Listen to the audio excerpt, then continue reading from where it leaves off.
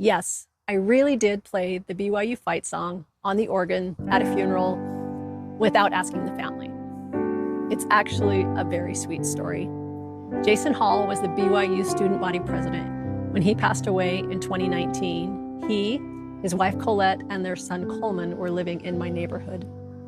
Jason and I sang together in the state choir, so we knew each other, though I didn't know Colette very well at that point.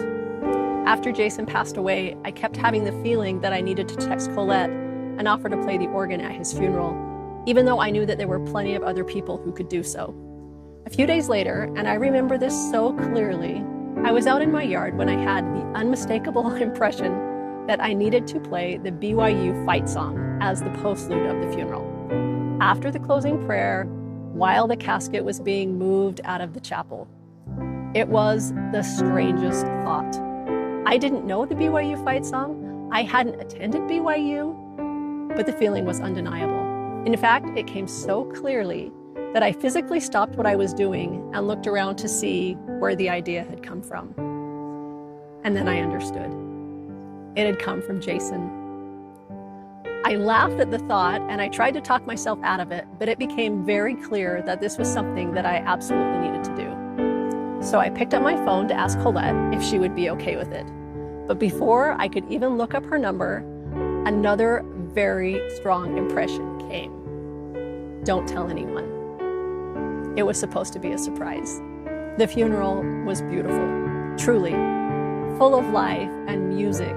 Elder Neil L. Andersen of the Quorum of the 12 was presiding and was seated just a few feet in front of me as I sat at the organ. The closing prayer was offered, and as soon as the final amen was said, I placed my nervous hands on the organ and I began to play the fight song as a slow and reverent hymn. It took about 10 seconds before I began hearing whispers throughout the congregation, mixed with quiet laughter, as people slowly realized what I was playing. Then Elder Andersen, who was standing only a couple of feet in front of me, turned around and looked me squarely in the eye. I smiled and I thought, well, this is it. This is when I'm going to be asked by a general authority to play something more appropriate like "Till We Meet Again." But instead, he smiled and just turned back around. I glanced out of the congregation, and people were smiling and whispering to each other as recognition spread throughout the room. I have played at many funerals. The recessional, the moment when the pallbearers escort the casket out to the hearse, can be absolutely heartbreaking. It is often filled with tears and anguish, but this moment was different. There were smiles, sweet laughter, joy, peace.